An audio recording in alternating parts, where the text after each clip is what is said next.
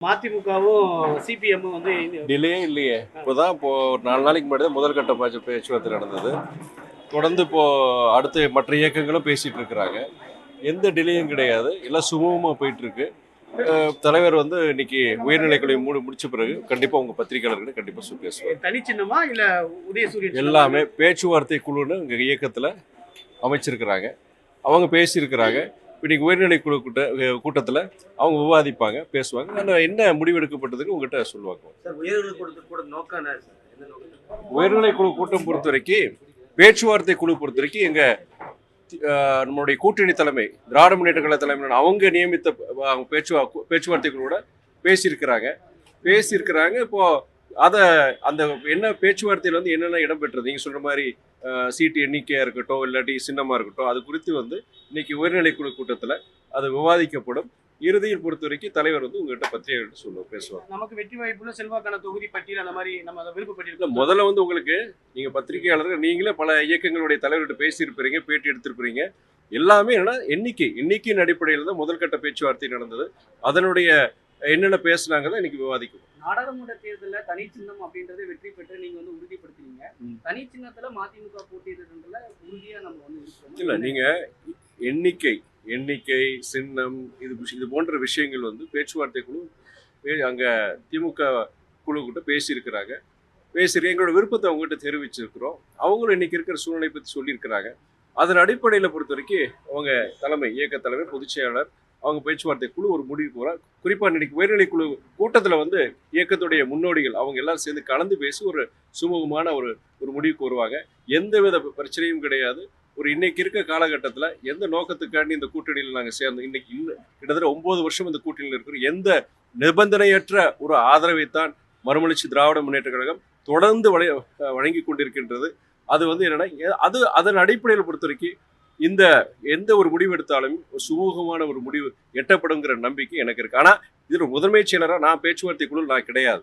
அதே நேரத்துல வந்து அவங்க பேசி என்ன முடிவெடுப்பாங்கன்னு எனக்கு தெரியாது. கண்டிப்பா தலைவர் உங்ககிட்ட பேசுவாங்க. தேமுதிக வருகைக்கு பிறகுதான் இந்த டிலே. தேமுதிக ஈக்குவலா வந்து மதிமுகவுக்கு சிபிஎம் சீட்டு கொடுக்கணும் அப்படிங்கிறதுனாலதான் டிலே ஆகுது, ஒப்பந்தம் இறுதியாகல. இல்ல, அதாவது கூடுதல் இயக்கம் வருது. ஏற்கனவே வலுவான கூட்டணி, திமுக தலைமையிலான கூட்டணி, வலுவான கூட்டணி. கடந்த 9 வருடங்கள்ல வந்து பழைய தேர்தல்கள்ல, சட்டமன்ற தேர்தலாக இருக்கட்டும், உள்ளாட்சி தேர்தலாக இருக்கட்டும், நாடாளுமன்றத்தில் ஒரு மிகப்பெரிய வெற்றிகளை அடைந்த ஒரு கூட்டணி தான் திமுக தலைமையிலான கூட்டணி. இப்போ அப்படிப்பட்ட ஒரு வலிமையான கூட்டணி, கூடுதல் இயக்கங்கள் வந்தது, அது கூடுதல் வலு சேர்க்கும் தான். இப்போ என்னன்னா, அதனால வந்து அது ஒரு மகிழ்ச்சியான விஷயம் தான். இப்போ அது கூடுதல் இயக்கங்கள் வரும்போது கண்டிப்பா வந்து எல்லா இயக்கங்கள் ஏற்கனவே இருக்கிற இயக்கங்கள் அவங்களுடைய எத்தனை சீட்டில் போனதால போட்டி போட்டால் அதை குறைக்க வேண்டிய ஒரு சூழ்நிலை வருது. அதனால அந்த ஒரு காமன் அஜெண்டா என்னதுங்க, பொதுவான ஒரு நோக்கம் என்னன்னா, மதவாத பாஜக இங்க தமிழ்நாட்டில் வேறு கூடாங்கிற அந்த அஜெண்டா, அந்த நோக்கத்தினால எல்லா இயக்கங்களும் ஒன்றிணைஞ்சிருக்கிறாங்க. அதன் அடிப்படையில வந்து எல்லாரும் விட்டு கொடுத்து போக வேண்டிய ஒரு சூழ்நிலை இருக்கு. அதனால என்ன முடிவு எடுக்கிற கண்டிப்பா தலைவர் சொல்லுவாங்க. நன்றி. திமுக மதிமுகவுக்கான உங்களுக்கான அந்த உரிய அங்கீகாரத்தை திமுக இது எனக்கு என்னன்னா, இன்னைக்கு வந்து இயக்க நலனை விட தமிழகத்தின் நலன் காக்கப்பட வேண்டும். அதில் வந்து தலைவர் வைகோவும் சரி, இந்த இயக்கமும் கிட்டத்தட்ட 32 ஆண்டுகளாக செயல்பட்டு இருக்கு. அதாவது தலைவர் வைகோவுக்கு உங்களுக்கு எல்லாருக்கும் தெரியும், 2 முறை கிட்டத்தட்ட ஒரு கேபினெட் பதவி வரும்போது கூட அவர் அதை வேண்டான்னு சொன்னவர்.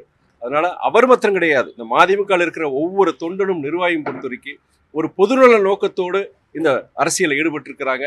அந்த எந்தவித லாப நஷ்டம் இதெல்லாம் பார்க்காம இந்த தமிழகம் நலன், எங்களை தமிழ்நாட்டுடைய இயற்கை வளங்களை காக்கிறதுக்காண்டி தலைவர் எப்படி அது மாதிரி ஒவ்வொரு நிர்வாகி இருந்திருக்கிறாங்க. அதன் அடிப்படையில் பொறுத்த வரைக்கும் இந்த தேர்தலில் வந்து அவங்களுக்கு சீட்டு ஜாஸ்தி. எங்களை பொறுத்த வரைக்கும் என்னன்னா, எங்களால் எந்த பிரச்சனையும் வராது. அதே நேரத்தில் வந்து இங்க தமிழகத்தினுடைய நலன் காக்கும் ஒரு கூட்டணி, அந்த கூட்டணி இருக்கிறதுனால ஒரு நல்ல ஒரு முடிவு எட்டப்படுங்கிறத சொல்ல முடியும். கேஸ் கடுமையாக தட்டுப்பாடு ஏற்பட்டிருக்குது, நாடு முழுவதும் ஒரு பதட்டமான சூழல் இருக்காது. மத்திய அரசு சரியான வகையில கையாளுன்னு நினைக்கிறீங்களா? தமிழக அரசு என்ன பண்ணு நினைக்கிறீங்க? இது வந்து இல்ல, நீங்க சமையல் எரிவாயுங்கிறது ஒரு மிகப்பெரிய பிரச்சனை ஆயிட்டு இருக்கு. இன்னைக்கு உங்களுக்கு எல்லாருக்கும் தெரியும், இங்க ஈரான் அந்த மேற்காசிய நாடுகள் நடக்கிற அந்த போர்னால அந்த சமையல் எரிவாயு மட்டும் கிடையாது, நீங்க கச்சா எண்ணெய், அதனால கச்சா எண்ணெய் தட்டுப்பாடு, அதனால உங்களுக்கு வந்து கேஸ், பெட்ரோல், டீசல் எல்லா விலையும் நீங்க கூடுறதுக்கு உண்டான வாய்ப்புகள் இருக்கு, தட்டுப்பாடு வர்றதுக்கு வாய்ப்பு இருக்கு.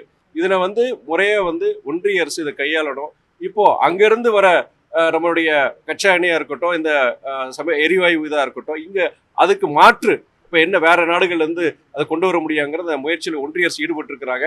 அதனுடைய தமிழக முதலமைச்சர் அண்ணன் தளபதி அவர்களும் பொறுத்த வரைக்கும் இந்த சமையல் எரிவாயு மட்டுமல்ல கச்சா எண்ணெய் பொறுத்த வரைக்கும் இது ஒரு பற்றாக்குறையோ விலை உயர்வோ அதனால பொதுமக்கள் பாதிச்சிடக்கூடாது, தமிழகம் பாதிப்புக்குள்ள ஆகக்கூடாதுன்னு சொல்லிட்டு ஒன்றிய அரசு முறையான நடவடிக்கை எடுக்கும்னு அவரும் சொல்லியிருக்கிறாரு. அதனால எனக்கு என்னன்னா இது துரித நடவடிக்கை ஒன்றிய அரசு எடுக்கணும். ஏன்னா இது அத்தியாவசிய பொருள். இது நீங்க ஒரு நாள் 2 நாள் கூட நீங்க தாமதிச்சுன்னா அதனுடைய பாதகம் சாதாரண ஜனங்களுக்கு ரொம்ப கஷ்டமா இருக்கும்.